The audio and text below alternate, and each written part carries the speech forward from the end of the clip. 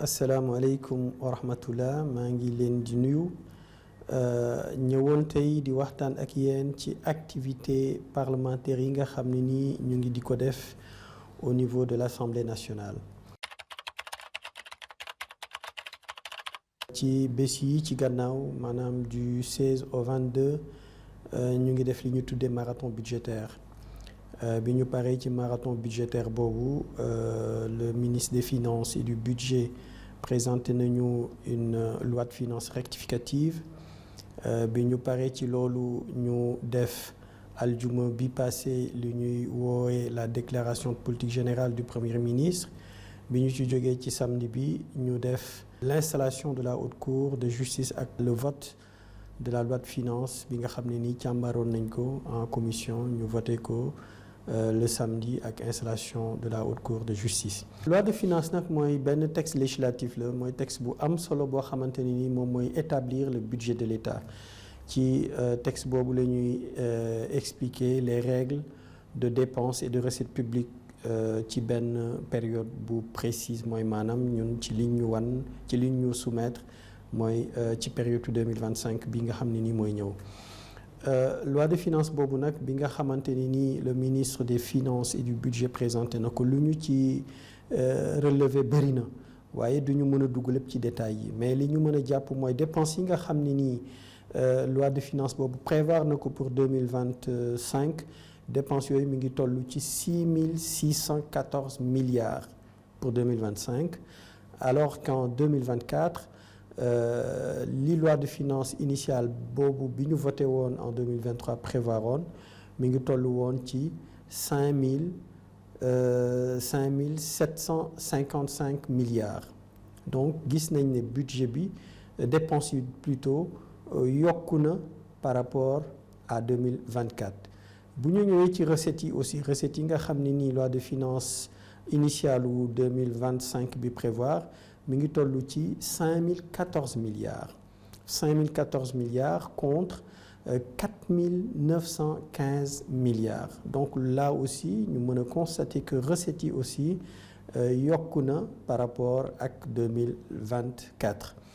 bu ñu ñëwee ci le produit intérieur brut bi nga xam ne nii moom la état bi di xaar ci liggéey bi mu liggéey ci wàllu loi de finances boobu ak activités yi nga xam programme yi nga xam ne nii bëgg nañ ko dérouler donc ñoom dañu jàpp ni mën nañu toll de PIB boobu mën na dem ci 8,8 contre en 2024 6,7 donc ñu mën a gis it ne ci ñoom li ñuy xaar produit intérieur brut boobu mooy gën a yokk maanaam richesse bi mooy gën a yokk que li nga xam ne nii moom la ñu doon xaar en 2024 ñu ñëw aussi ci déficit bi it yokku na déficit bi ñuy xaar ñoom mu ngi toll ci 2300 milliards mu correspondre à 11% du PIB xam nañ ne aussi les critères de convergence de l'UEMOA li muy fixé li muy xaar ci état yëpp mooy seen déficit mu bañ a toll 3% wu budget wu PIB bi li ñu gis nag kon mooy 11% yi nga xam ne ni moom la état du Sénégal di xaar ci maanaam déficit boobu mooy déficitu 2300 milliards bi nga xam ne nii moom la ñu yaakaar ne déficit bi dana ko yegg déficit boobu méngoowul ak li nga xam ne nii moom la critère de convergence UEMOA fixé mooy 3% puisque les 2300 milliards correspondent à 11% du PIB donc loolu nekk na loo xam ne nii war nañ ko joyanti et le ministre des Finances et du Budget wax na ne bokk na ci liggéey bi ñuy def mooy nu ñuy consolider les finances publiques ba nga xamante ne nii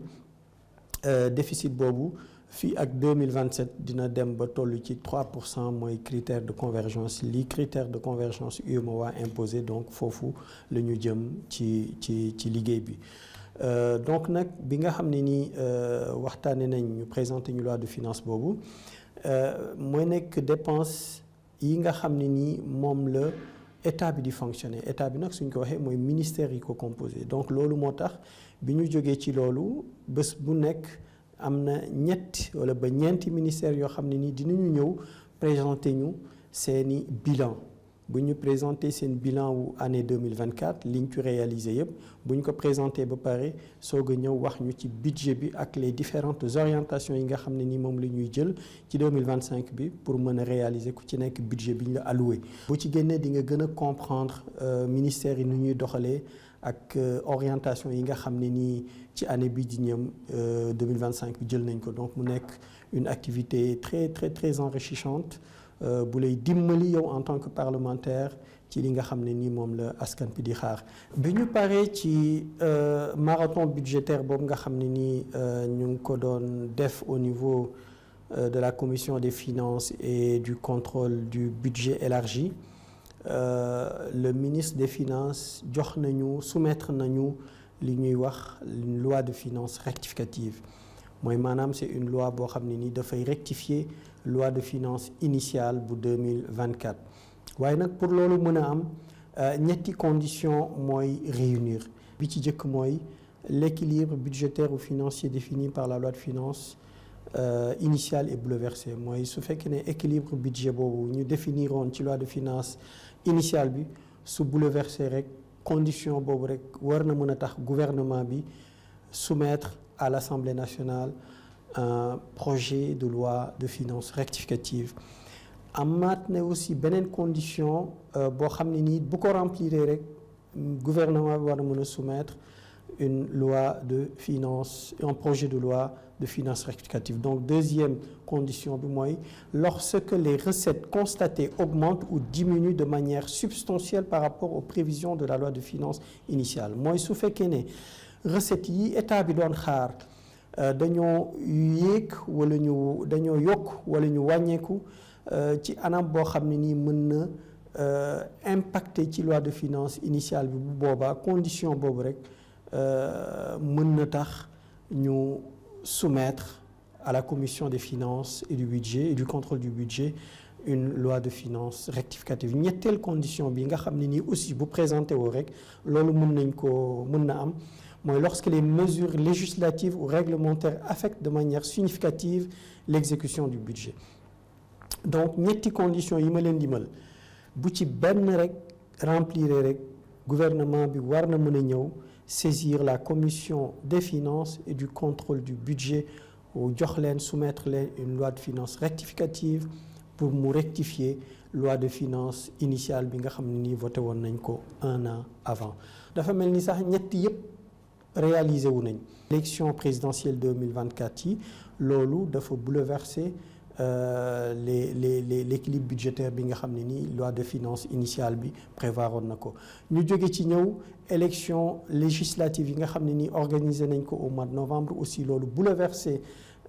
équilibre budgétaire boobu.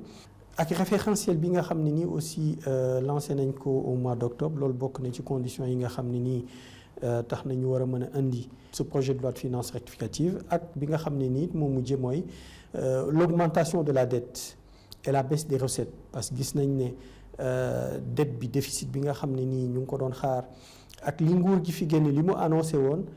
bi ñu demee bi nguur gu bees gi ñëwee bi ñu xoolaatee gis nañ ne dette bi ñu annoncé woon ëpp na li ñu trouvé ñoom ëpp na que li ñu annoncé woon. et donc recettes yi ñu waxoon it dinañ ko am